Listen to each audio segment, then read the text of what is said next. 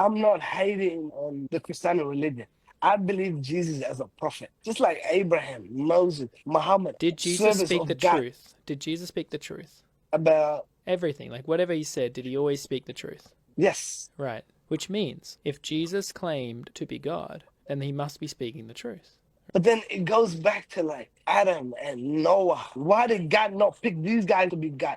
If Jesus was God, then who are all these other prophets So that are mentioned in the Bible or in the Quran? good question. So they are prophets God sent. It's not like God picked Jesus saying, you're going to be God. It's that God came Mm. down in the person of Jesus. So God's not going to pick someone and say, you're going to be God, because no one can become a God. No one can become a God. Mm. To be God, you have to always be God, eternally God. And there's only one God. And so God says, because no one has lived perfectly up to my standard, I'll come down, I'll live the perfect life they should have, and so I'll then suffer and die on the cross to bear their sins. So is there anything Mm. holding you back from believing that God's done that for you so that you don't have to be punished for your sins? Like I said, for me, I would need to see Jesus Christ personally, face to face. And I want to ask him all the questions I have. Have If, you done that because, with any other prophets? Have you seen Abraham or Moses and no, said, I'm not going to believe them until I see them?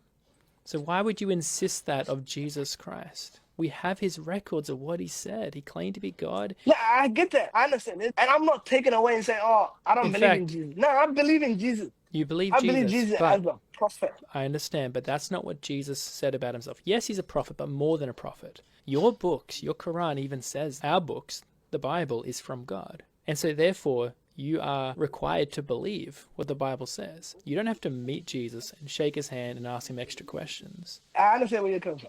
If Jesus is really God and you think he's just a prophet, on Judgment Day, God's going to reject you because you're going to see Jesus as the one who judges you. And you're going to be like, but I didn't believe you as God. I just thought you were a prophet. And he said, yeah, because you didn't believe I was God, I'm going to reject you now on Judgment Day.